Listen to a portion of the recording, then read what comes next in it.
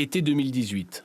Des températures records et une sécheresse historique touchent 3 départements sur 4. Le phénomène caniculaire se poursuit jusqu'au milieu de l'automne et touche durement les agriculteurs. On a eu déjà des périodes de grande chaleur comme l'année dernière, mais c'était plus court. On a eu plus d'1 mois et demi sans eau ici, donc c'est vraiment très long. Mais un homme affirme avoir trouvé la solution miracle, Philippe Ouaki Di Giorno.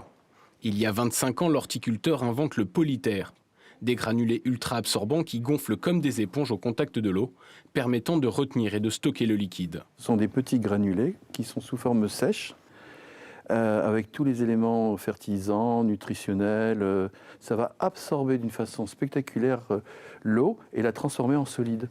Composé à 95% de matière organique, essentiellement de la cellulose, le Polyter fusionne ensuite avec les racines qui se développent plus vite et en profondeur. Donc ça fait que la plante a comme un baluchon, en eau, en fertilisant, un puits, un garde-manger. Et ça, grâce à ça, en fait, la moindre problématique de variation de température, d'apport d'eau ou de pas d'apport d'eau est gommée. En France, Philippe Ouaki ne possède pas l'agrément pour utiliser son produit sur les cultures alimentaires par manque d'études toxicologiques. Le blocage ne concerne pas les fleurs. Dans cette pépinière, la moitié des plantations poussent avec le Polyter.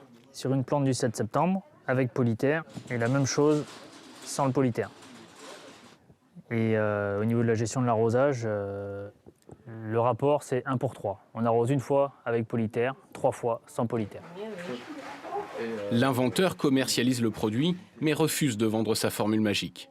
Pour l'horticulteur, le Polyter doit rester accessible au plus grand nombre. Il a mobilisé ses propres fonds pour démarrer sa mission. C'est l'antidote pour les problématiques de sécurité alimentaire. L'antidote au niveau des problèmes de dérèglement climatique et de reforestation, de stabilisation du climat. Mais il faudra du temps pour connaître les conséquences de l'utilisation du Polyter à long terme. Pourtant, chaque année, Philippe Ouaki en exporte 150 tonnes dans certains pays d'Europe, mais essentiellement dans des pays en développement, comme ici au Sénégal, sur ces terres arides.